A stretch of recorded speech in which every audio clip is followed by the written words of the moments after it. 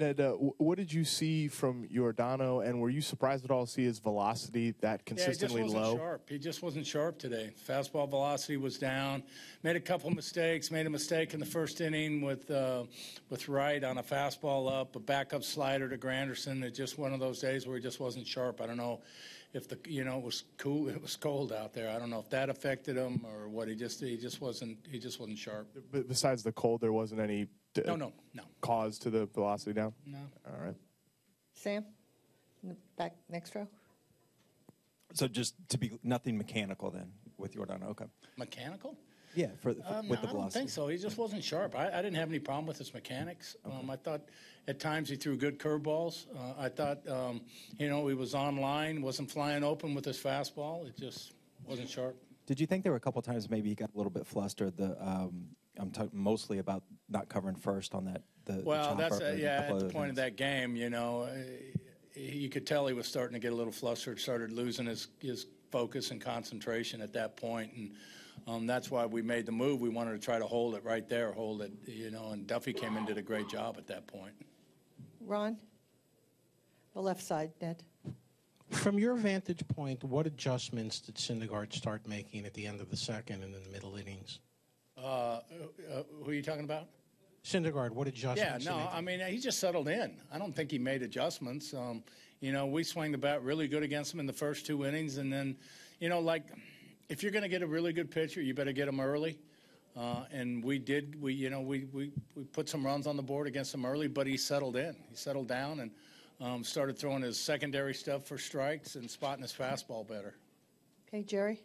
Yeah, Ned, Medlin can be your long guy sometimes. It looked like tonight you were trying to cobble it together a little bit. What went into your thinking with the way you decided to use your pen after Giordano went out so quickly? Well, what we wanted to do was, bring Duffy in to get us through that inning. Then we were going to run 1-inning stints with Hoach, Morales, Matson, Herrera, and try to get to it there, hold the fort, and then see if we could score some runs, down the road. But, that plan kind of fell, by the wayside when Morales came in and, ended up, getting the bases loaded there. And we were still trying to hold the score at that point at 3. So we double switched there in case we could get out of that early with Herrera and then send him back out. Of course, that didn't work either. Kelvin got his pitch count up and gave up another 3 runs. And then it was just, trying to get through it. But, we talked about Medlin can come in today and throw an inning and still give us 2 or 3 innings tomorrow. Okay, and on the center aisle, Paul. Ned, what was your view of the Granderson ball back to Morales? What happened on that play, and how key was that? Well, that was a key play. I mean, that was a big out that we needed to get at that point. We were going to bring in Herrera against Wright no matter what, but we only wanted him to possibly go 4 outs in that situation, is why we double switched. But then Kel ended up going 5, but.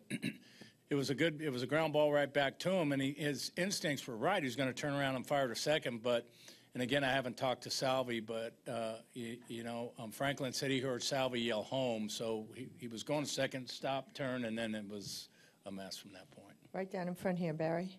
Ned, how big was the replay overturn in that second inning on the play at third base? Well, it ended up costing us a run. It was big, but that's what replay's there for. Get those tough plays. I mean, those are plays that are tough for umpires to see right there. I mean, because it was, a matter of inches.